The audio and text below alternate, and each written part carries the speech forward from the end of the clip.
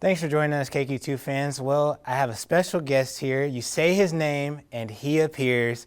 We have Joe Hendry, TNA World Champ here. Joe, how are you doing today, sir?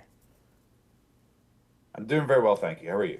I'm doing all right. So, Joe, this is one of the interviews I have been looking forward to. Obviously, there's a lot of hype with TNA coming into town, and we're trying to build that hype, build that up for you guys. But obviously, you are one of the biggest sensations going around the wrestling world.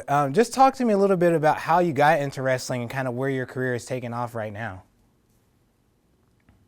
Well, it was a New Year's resolution.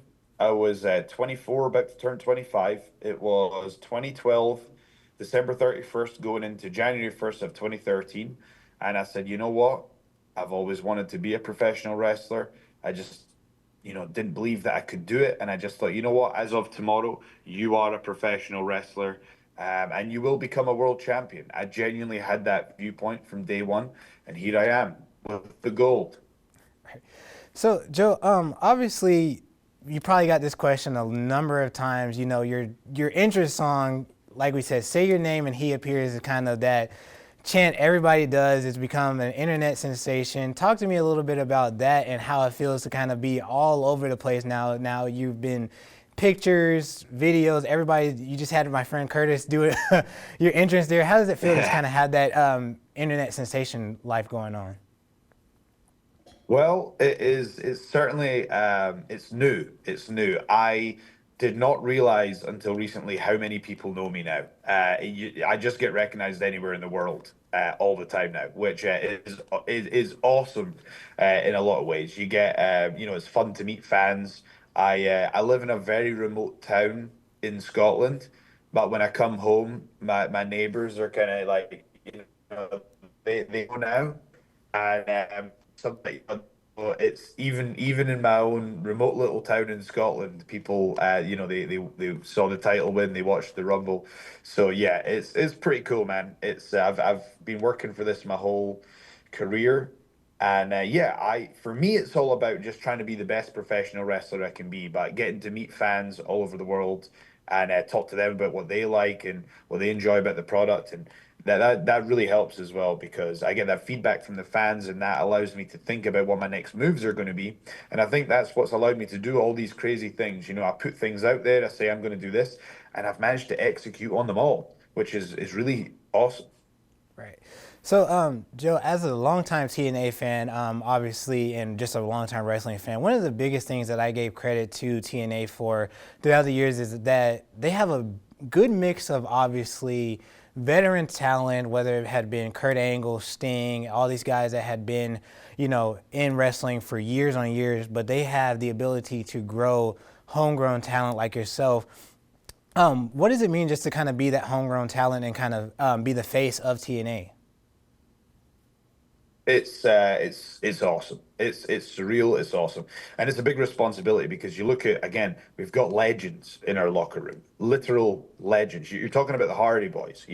We've got Eric Young, who I would argue is one of the most versatile performers in the entire industry, who's done it all. You've got up and coming talent like Leon Slater and KC Navarro, and there's so many names we've got, and it's just an awesome place to work. I think that TNA is. I think TNA's specialty is looking at someone and saying, what's the best way to present this person?